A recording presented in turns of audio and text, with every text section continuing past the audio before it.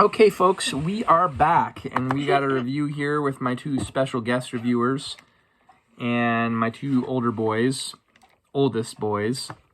1982, we're going to be reviewing Tron. This is the 20th anniversary remastered edition, and as are common with older DVDs, it has a cool little booklet. Of course. Actually, it's just a chapter selection. This is a 2-disc set, though. It has over 5 hours of bonus features, including a documentary about the making of Tron. There was a lot to talk about with this movie, and we're not going to be able to cover it all. It's got a 96-minute runtime. It was directed by a guy named Steven Lisbeger. Lisbeger was from the Boston area, and he had developed his own animation company in Boston. And they did a lot of TV commercials that were animated. It wasn't common to have animators in the Boston area at the time. So he was kind of doing a lot of this popular style in the 70s called backlit animation. But this film is considered an early 80s cult classic, and it is considered an iconic movie because it is one of the earliest films to use extensive CGI at the time.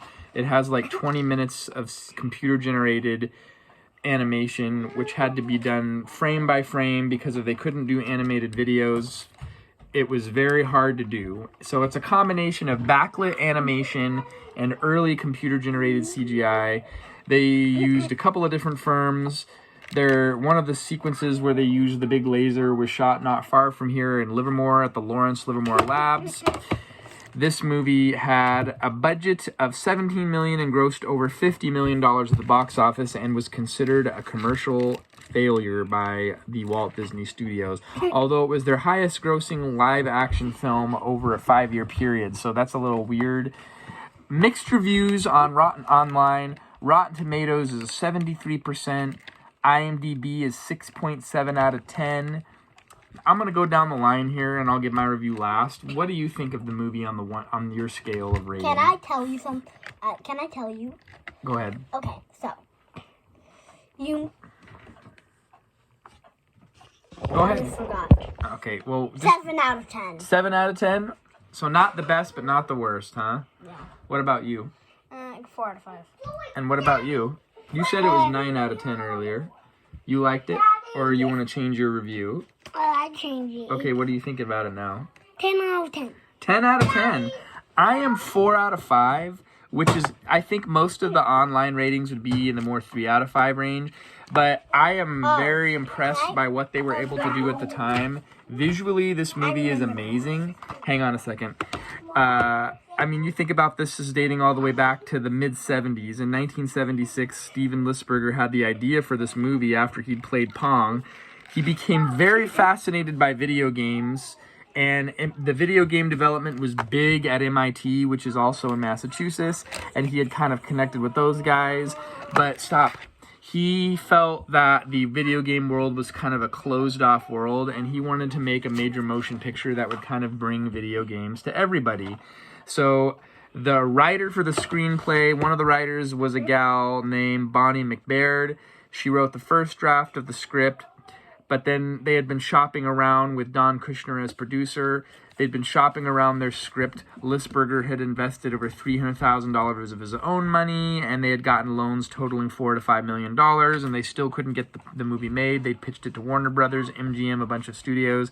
They finally pitched it to Disney, and their president at the time wanted to do something edgy and risky that they wouldn't normally do. Disney was the animation studio. That's different, son. We already talked about that stuff.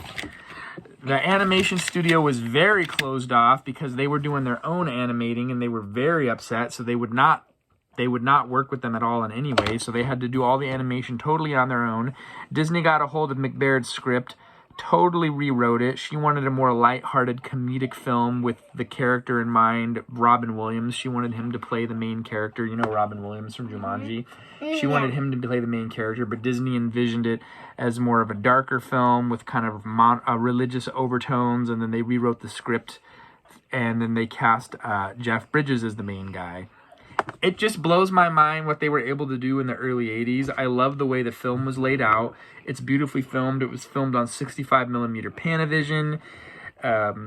The story is okay, but for me, what bumps it up to a 4 out of 5, it's just, I like the time period of the early 80s, and I love the visual effects, which interestingly enough, it got no Academy Award nomination for special effects.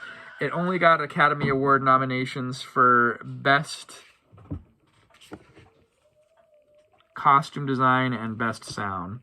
So it's just a very fun movie, and again, it's one of those touchstone movies where they're doing something very innovative at the time with the computer generated, which wasn't really common. Go ahead, what were you going to say? I was going to say anything. You guys have anything to add? We have part 2 of this movie. Tron? No, we don't. This is part 1. We don't have part 2 to show. We're going to talk about Tron Legacy in the next review. I know. So go ahead, say what you want to say. Anything else that you'd like to add?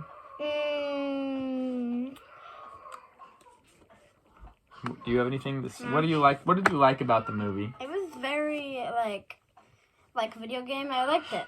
It was very good. I'm going to tell you something. Go ahead. So, in the film, it kind of looks like they're wearing costumes. Yeah. Yeah. That's like they're wearing costumes that are representing them of what it would look like inside of a computer. But that's what one of the Academy Award nominations that it got. But it didn't win. It got a nomination for Best Costumes. And originally, there's a lot of details of that. If you want to pick this up, you could pick up a good used copy for less than $10, and there is a supplemental disc that has 5 hours of special features about Tron. So if you want to go deep into the world of Tron, there's extensive Wikipedia articles, plus there's this movie that you could get used on eBay for less than $10. I recommend it. I remember this movie as a kid.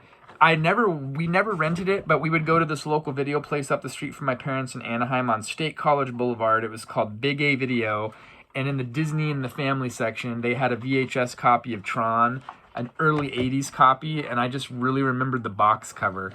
This does not do the original VHS box cover justice, where it shows the characters in their costumes. And here's the next movie we will be reviewing. We will review Tron Legacy, which is part 2. So you'll just have to wait and tune in again, because we're going to pop this in the player and come back with our thoughts on this later. Until next time, tune in for part 2 on the Tron series review. We'll see you then.